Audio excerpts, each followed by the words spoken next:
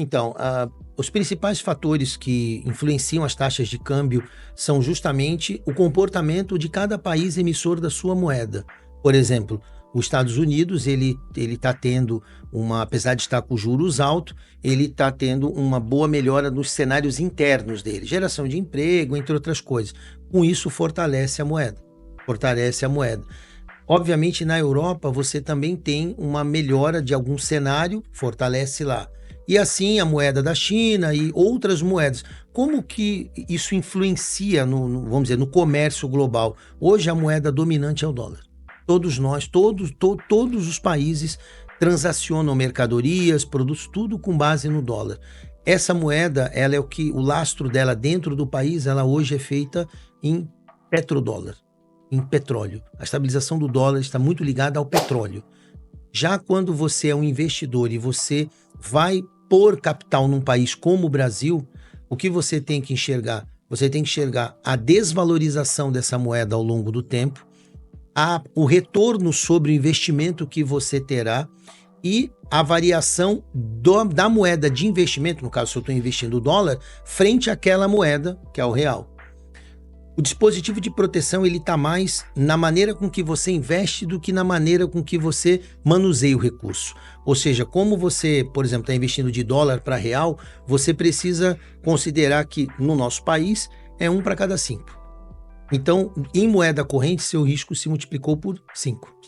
Então, você, na hora de fazer investimento, você tem que escolher investimentos de rápido retorno, você tem que escolher investimentos de rápida saída, ou você tem que investir em períodos de longo prazo, mas com estabilidade de crescimento, tipo o agronegócio. Ele tem uma estabilidade de crescimento, ele vem crescendo. Sim, esse ano não será um ano bom, mas ele tem uma estabilidade de crescimento, construção. Então, o investidor se protege movimentando o fluxo financeiro. Um exemplo, o Brasil agora, recentemente, ele teve uma queda da Selic. A queda da Selic, o que ela faz? Uma menor remuneração do título do Tesouro, o que afeta a rentabilidade de quem investiu no Brasil. O que aconteceu? Parte do dinheiro da Bolsa foi para os Estados Unidos. Porque lá está... senhor, mas a taxa lá é menor que aqui. Realmente, a taxa de remuneração lá é em torno de 5,25 a 5,50, enquanto no Brasil está de 10 a 10,25. Por que o capital, quando saiu de 13,25 e caiu para 10, uma parte saiu? Porque aí vem a questão de risco. Ou seja, para o investidor em pôr o dinheiro no Brasil, ele quer receber uma remuneração de X pontos percentuais para correr o risco Brasil. Lá, ele ganha menos, mas também o risco dele é menor. Então, o investidor sempre se protege olhando o risco, variação da moeda local e retorno do seu investimento.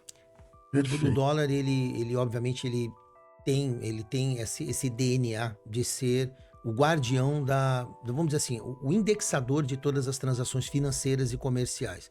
Muito se fala na possibilidade de trocar o dólar por outra moeda. Por exemplo, os BRICS aqui, eles têm aí um acordo de criar sua própria moeda para transação entre países dos BRICS, mas olhando de maneira bem clara e global, assim, não vai rolar. Não vai rolar. Porque o dólar, quando você fala entre os países, os BRICS, onde está a China, por exemplo, você pode fazer um comércio, mas quando você sair dali e for para qualquer país da União Europeia ou para qualquer outro país que não faz parte dos BRICS, o que acontece é um simples negar daquela situação que você criou.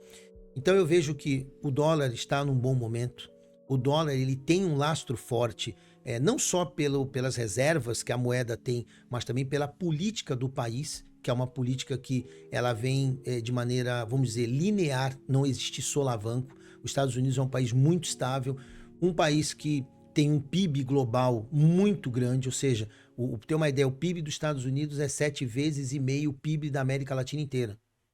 Então, você ter essa moeda como uma moeda de referência, para mim, vejo como algo bem seguro. Agora, e o que isso muda para os países?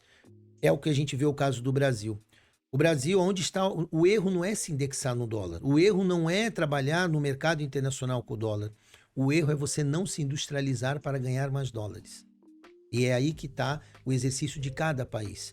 Os países se tornam mais produtivos, mais rentáveis, com o PIB maior, quando ele exporta produto acabado, que tem maior valor agregado. E aí em dólar você acaba ganhando mais. Só para você ter uma ideia, na transação corrente comercial de exportação do agronegócio e importação de produto acabado, um país como o Brasil perde 6 vezes o seu poder.